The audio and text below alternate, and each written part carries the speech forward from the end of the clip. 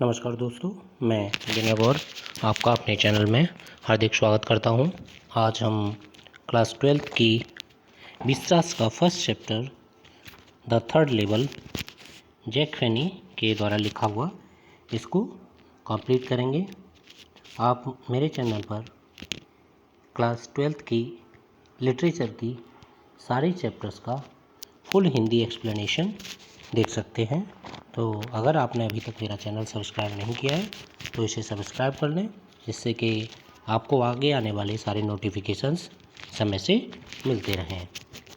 So let's start the chapter. New York central और New York New Haven Hartford railway station के जो president हैं वो टाइम टेबल समय सारणियों के विषय में ओथ शपथ लेकर कहेंगे कि ये केवल 2 हैं, लेकिन इसका नैरेटर कहता है कि ये 3 हैं, क्योंकि मैं ग्रैंड सेंट्रल के तीसरे तल पर होकर आया हूँ। हाँ, मैंने क्या किया है, ऑब्वियस स्टेप लिए हैं, वास्तविकता में मैं वहाँ पर गया हूँ। अन्य लोगों के अलावा मैंने अपने मनोवैज्ञानिक फ्रेंड से भी बात की है इस बारे में। मैंने उसे ग्रैंड सेंट्रल के तीसरे तल थर्ड लेवल के बारे में बताया, तो वह मुझसे बोला कि यह तो डे ड्रीमिंग है, दिवा स्वप्न की संतुष्टि, सेटिस्फैक्शन ऑफ विश फुलफिलमेंट। उसने कहा कि वह दुखी है। यह सुनकर मेरी पत्नी जो है पागल सी हो गई, परंतु डॉक्टर ने उसे समझाया कि जो आधुनिक संसार में असुरक्षा, भय, युद्ध, चिंता और जो अन्य दूसरी बातें हैं, तो इससे मैं थोड़ा सा दुखी हूँ।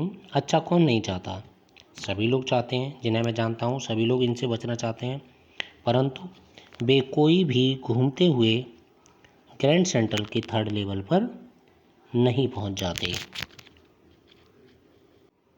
बट दैट द रीज़न, मतलब यही कारण था। उसने कहा कि मेरे सभी मित्र मेरे से सहमत थे।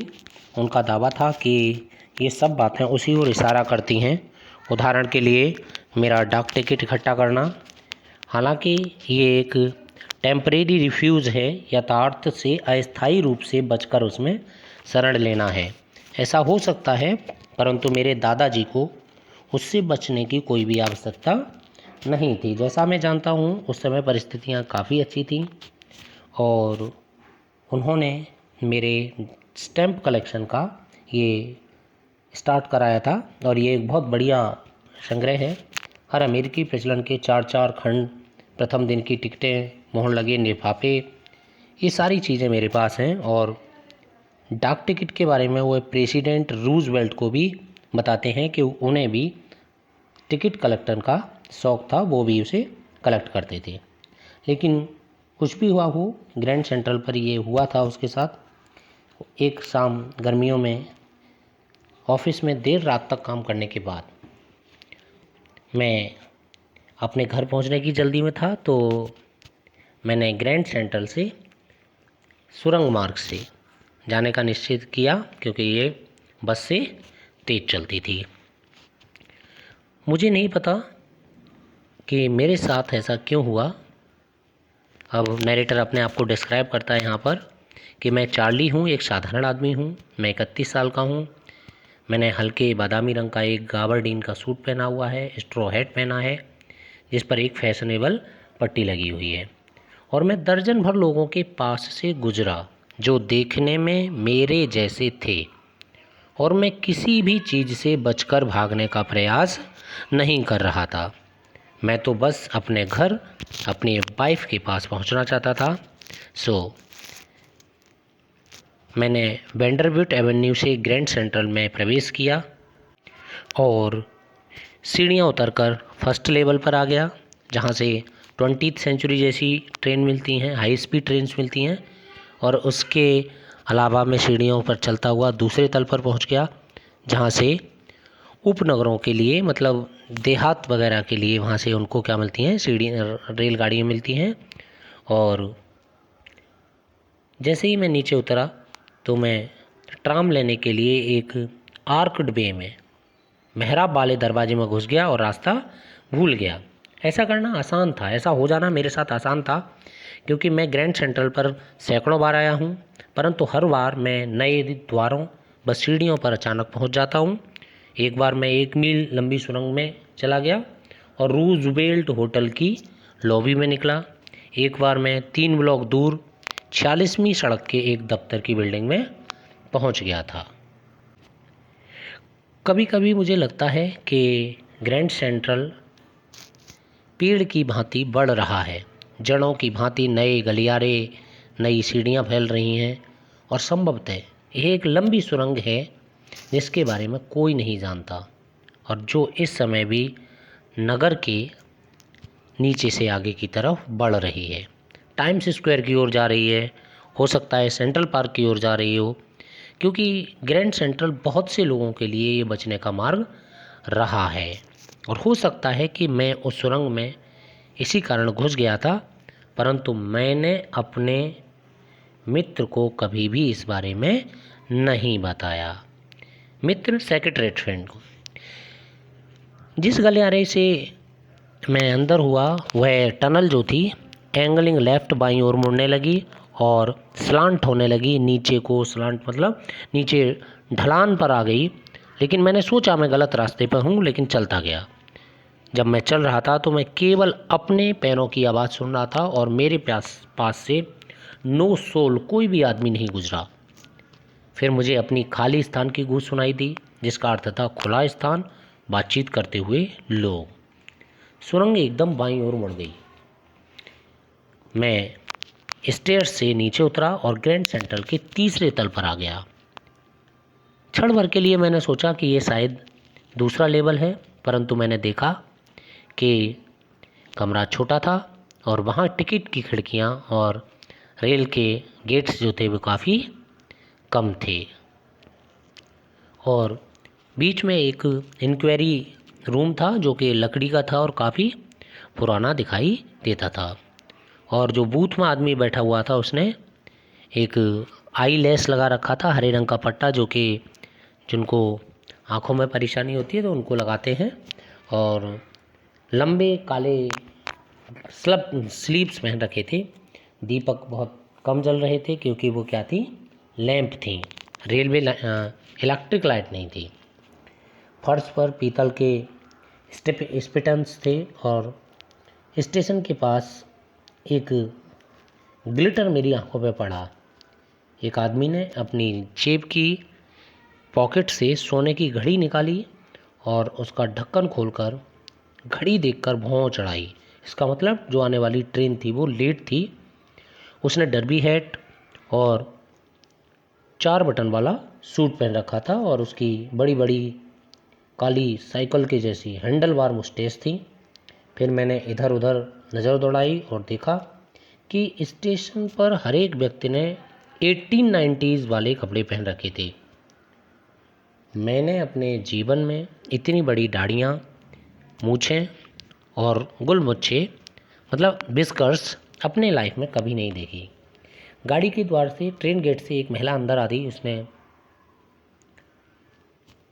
स्लीव्स, पतली टांगों वाली जो आस्तीन वाली जो थी ड्रेस पहन रखी थी, और उसके जूते जो थे स्कर्ट्स पहन रखी थी।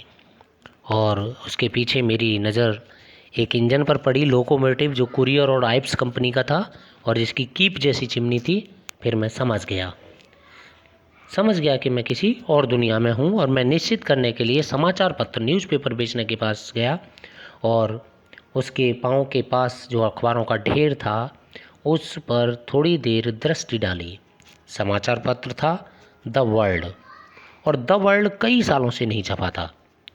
जब मैंने न्यूज़ हेडिंग के बारे में देखा तो जो मुख्य समाचार था वो राष्ट्रपति क्लीवलैंड के बारे में था।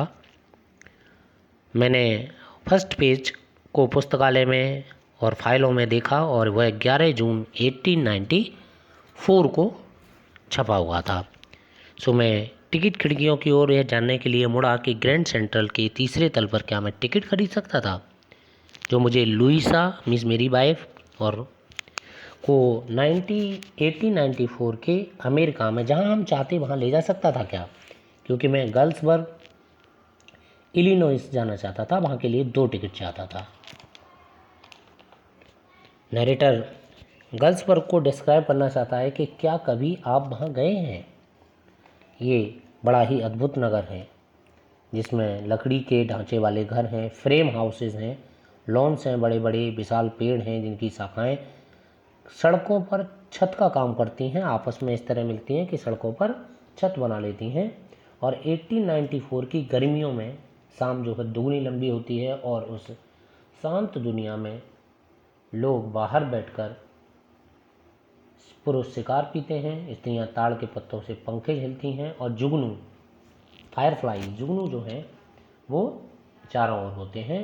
और ये इस समय जहाँ मैं पहुँचा था वो फर्स्ट वर्ल्ड वार से अभी 20 साल दूर था और सेकेंड वर्ल्ड वार वहाँ से 40 साल दूर था, क्योंकि फर्स्ट वर्ल्ड वार 1914 में हुआ और सेकेंड वर्ल्ड वार 1939 में हुआ। तो लगभग नरेटर जो है फर्स्ट वर्ल्ड वार से, क्योंकि वो 1894 में पहुँचे थे तो 20 साल होना बाकी था और सेकेंड वर्ल्ड वार के लिए 40 साल था।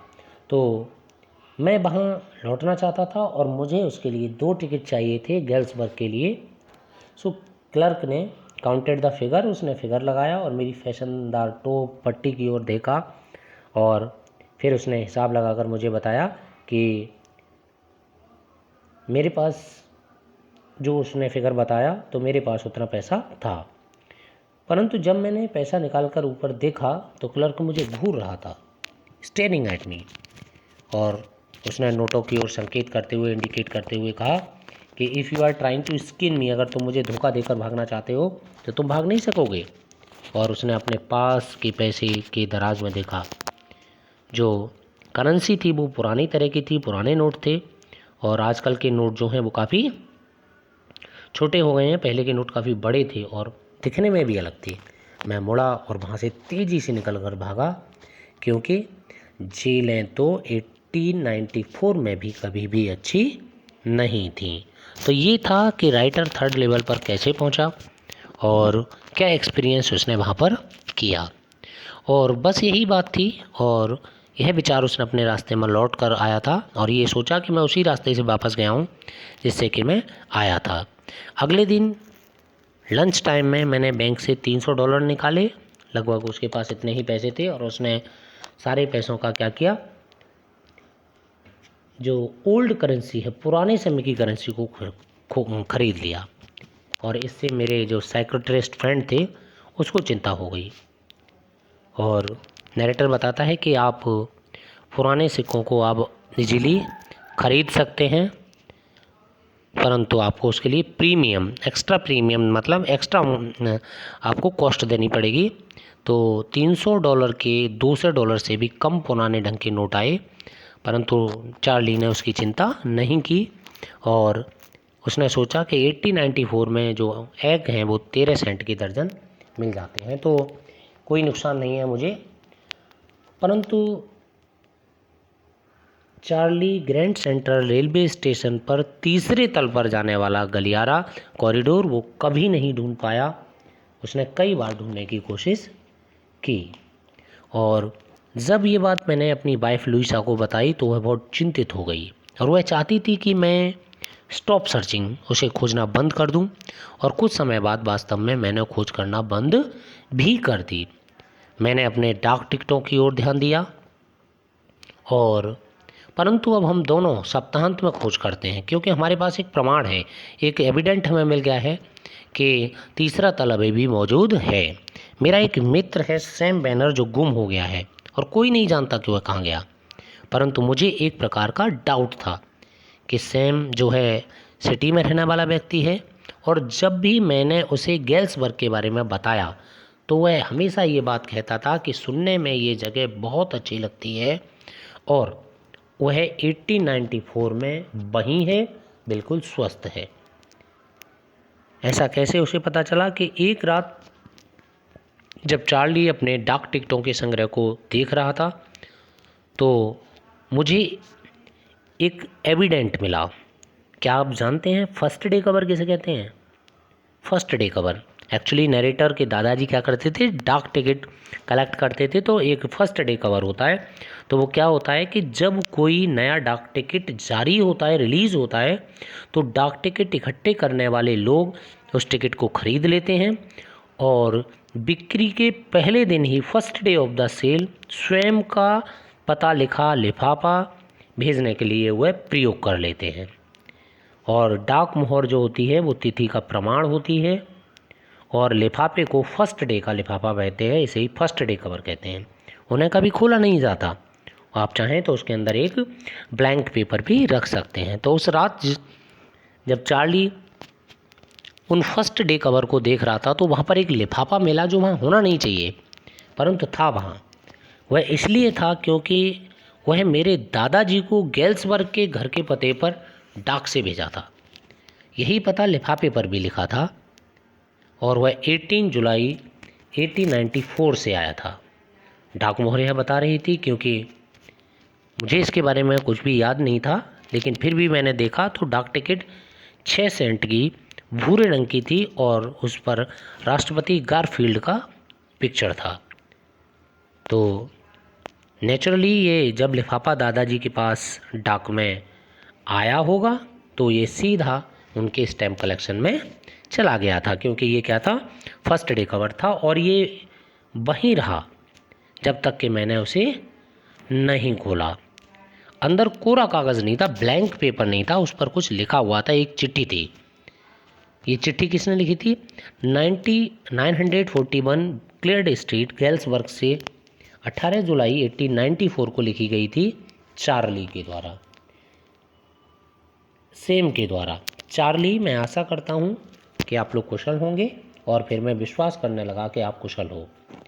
और चार्ली, यह सत्य है कि मैंने तीसरा तल खोज लिया है, थर्ड लेवल खोज लिया है और मैं यहाँ 2 सप्ताह से हूँ और इस समय गली में डेली के यहाँ पियाना बजा रहा है, सब लोग बाहर सीइंग नेली होम इस तरह के गीत गा रहे हैं और मुझे लेमन पीने के लिए इनवाइट किया हुआ है। चार्ली और लुइसा, आप दोनों लौट आओ और तीसरा तल खोजते रहो, तब तक खोजते रहो जब तक कि ये तुम्हें मिल नहीं जाता और तुम मुझ पर ही विश्वास करो कि ये खोजने योग्य है, क्योंकि मैं यहाँ पर हूँ। ये सेम बैनर है। तो जिस डाक टिकट व सिक्कों की दुकान पर मैं जाता हूँ, तो वहाँ जब मैं गया तो वहाँ मुझे पता चला कि सैम ने $800 की पुरानी करेंसी खरीदी थी। इससे वह फे बिजनेस, घास फूस का बिजनेस, पशु आहार, अनाज, इसका बिजनेस करना चाहता था।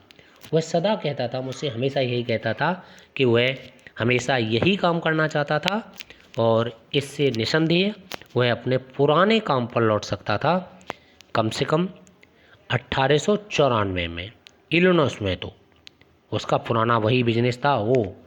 ये सेम कौन है? सेम जो है उसका वही सेक्रेटरीज फ्रेंड है, मनोरोग विशेषज्ञ है। यहाँ पर आपका फर्स्ट चैप्टर कंप्लीट होता है। नेक्स्ट चैप्टर में मैं आपके साथ दोबारा मिलूँगा। अगर आपको ये वीडियो अच्छा लगा है तो इसे लाइक करें। Thank you.